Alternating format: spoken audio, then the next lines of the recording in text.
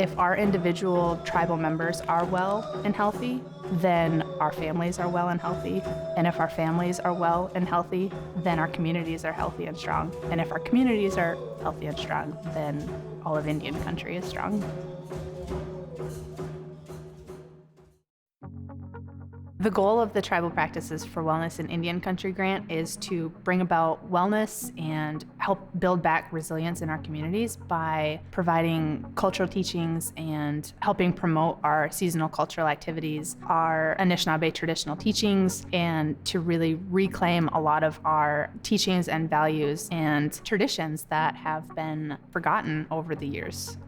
I think the TPWIC grant has definitely provided a way for all types of people to feel connected to their culture, whether they grew up learning the teachings from their relatives or if they were never involved in cultural workshops or activities before. The TPWIC really allowed anyone to be involved that wanted to be, and I think that was really great about the grant. Having resources from our workshops like the Batagan, like the storybooks that we had translated into Anishinaabe Mowin, like the garden spaces and the seeds, all of those things will continue to be a part of our community after the TPWIC grant, but just having the ability to introduce those things in a workshop format and like to share that knowledge so that it will be sustainable, I think has been one of the biggest impacts of the grant.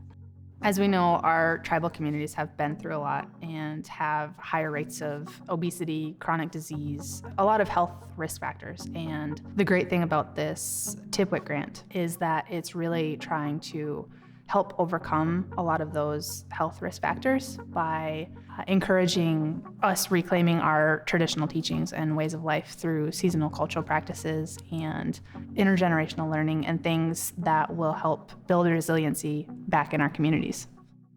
I took Charlie Brissett, who was kind of behind this, and a few other local members to my favorite blueberry picking spot. We gathered quite a bit of blueberries. I think everybody gathered like about 3 to 5 gallons. And from that, I know that they used it for different gatherings for community health as well. It's been so awesome to work with the health educators around planning and developing the early childhood education garden, along with some of the teachers and support staff at the Child Development Center. The garden just provides another space to talk about those teachings.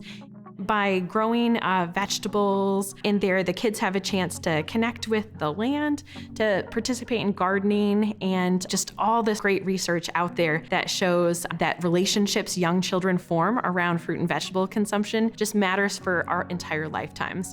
Through TPWIC, we were really able to focus on our Tribal Food Sovereignty Collaborative and food sovereignty activities, including seed keeping, seed distribution events, and gardening. We were able to bring gardening programs to our youth while involving their teachers and their families, and we were also able to provide seeds to families during the COVID-19 pandemic.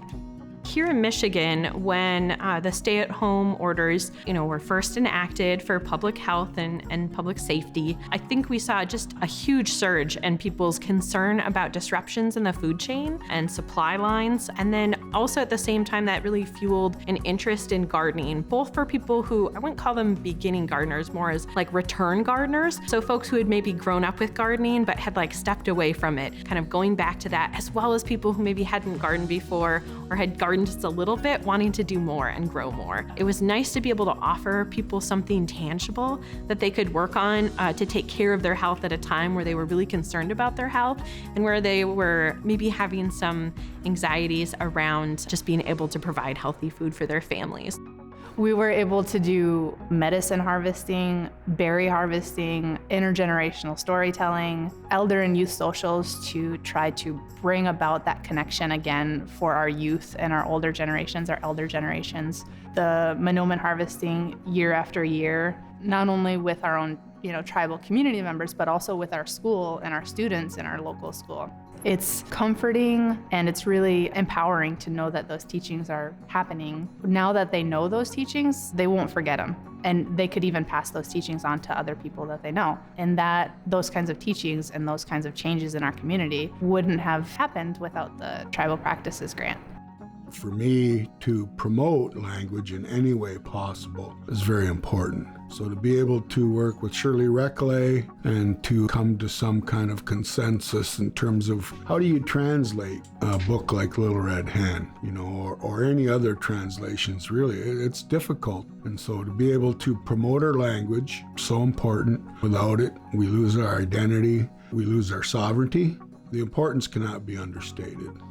Our Nibe, or water program, originally started years ago with the concept of increasing our community members' knowledge about the resource that we have available to us, since the Anishinaabe people, us here living around the Great Lakes and in Bawating, or the gathering place, or what is known as Sault Ste. Marie, we have this fresh water available to us at the St. Mary's River and Lake Superior. My goal with the program was to really expand the program and really increase people's knowledge and our community members' knowledge that it's something that we shouldn't take for granted. And it's really important to increase safe paddling practices and the respect of our water that we have around us. So with our program, we incorporated, traditional Anishinaabe water teachings, and we had some of our staff members trained to be certified kayak instructors, so they ensured that safe paddling practices were taught to our youth and our community members. And so hopefully that will have a ripple effect, and more people will learn safe paddling practices and how to respect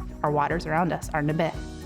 So I was really excited to be a part of that kayak training through Community Health in this grant. I'm a water baby through and through, and I do a lot of medicine picking with kayaks out on the water. Some of our medicines require us to be in a kayak to get down in areas that really would take a very long time to get to. It was really awesome because we were able to work together as a team. There was people from all over rural communities working with Sioux Tribe. We learned a lot of awesome techniques that we can use with the children when we take them out, like YA programming and other community programming to train them on how to be safe on water.